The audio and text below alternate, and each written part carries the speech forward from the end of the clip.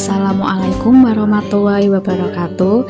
Perkenalkan, nama saya Niar Pangesti Cahyaningrum dengan NIM 23980100908. Hari ini saya akan menjelaskan mengenai mengulas asesmen di ruang kelas pada topik 3, demonstrasi kontekstual pemahaman peserta didik dan pembelajarannya. Mata pelajaran yang akan saya ambil yaitu matematika di kelas 4 dengan fase B. Capaian pembelajaran yaitu membandingkan dan mengurutkan antar pecahan serta dapat mengenali pecahan senilai. Materi ajar yang saya bahas yaitu pecahan senilai. Tujuan pembelajaran yaitu yang pertama, peserta didik dapat menjelaskan pecahan senilai memiliki ukuran yang sama atau pada titik yang sama pada garis bilangan. Yang kedua, peserta didik dapat menghasilkan bilangan pecahan dengan mengalihkan atau membagi penyebut dan pembilang dengan faktor yang sama. Yang ketiga, peserta didik dapat membandingkan pecahan tidak senilai dengan keseluruhan yang sama menggunakan pecahan yang senilai. Materi ajar atau topik pada pecahan senilai.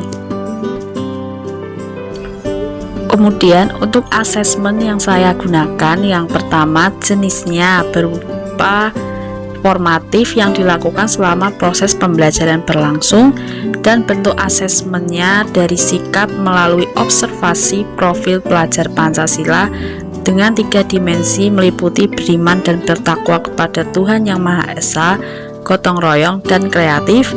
Kemudian pengetahuan berupa LKPD atau lembar kerja peserta didik yang dikerjakan secara kelompok, dan juga soal evaluasi untuk tiap individu.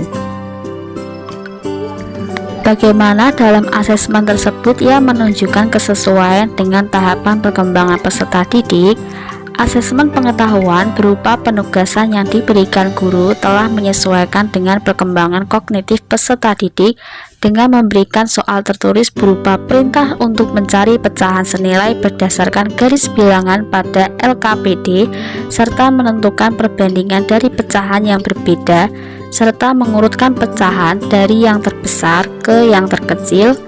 Setelah itu, guru telah mempertimbangkan perkembangan kognitif peserta didik di tahapan operasional konkret, yaitu usia 7-11 tahun peserta didik sekolah dasar.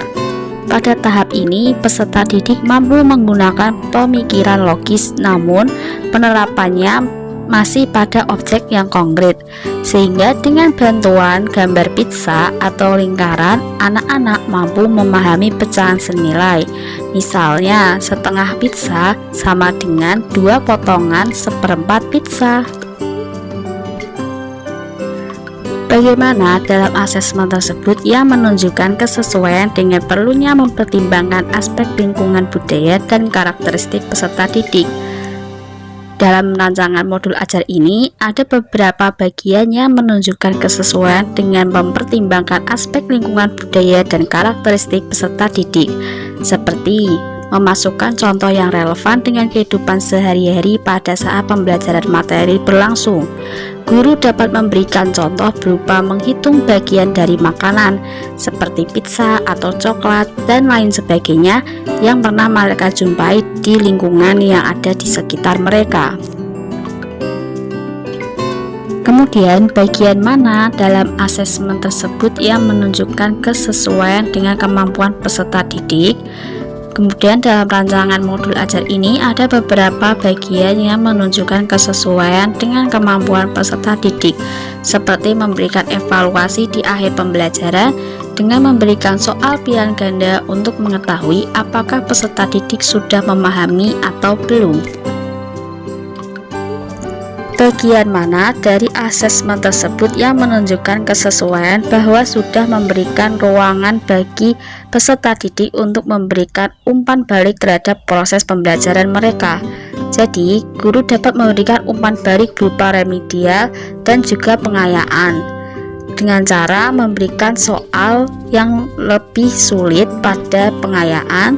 Selain itu, guru juga memberikan refleksi dengan bertanya mengenai kesulitan yang dihadapi peserta didik selama proses pembelajaran berlangsung, sehingga guru dapat merefleksi dan mencoba memodifikasi pendekatan pembelajaran yang digunakan. Jika Anda menjadi guru di kelas tersebut, hal apa yang ingin Anda tingkatkan untuk lebih memaksimalkan efektivitas asesmen dengan memperhatikan tahapan perkembangan peserta didik, lingkungan budaya dan karakter peserta didik, serta kemampuan peserta didik? Tuliskan pendapatmu secara lengkap. Jadi, dalam merencanakan asesmen, perlu adanya mempertimbangkan karakteristik peserta didik, termasuk latar belakang budaya dan pengalaman hidup peserta didik, serta kemampuan peserta didik dalam merancang asesmen yang sesuai dengan kebutuhan dan kemampuan mereka dengan cara melakukan asesmen diagnostik sebelum pembelajaran dimulai, sehingga guru mengetahui karakteristik peserta didik seperti apa gaya tipe belajarnya, sehingga guru dapat merancang pembelajaran yang telah disesuaikan dengan kebutuhan peserta didik. Demikianlah yang bisa saya sampaikan terkait asesmen yang ada di ruang kelas 4 dengan mata pelajaran matematika. Terima kasih. Wassalamualaikum warahmatullahi wabarakatuh.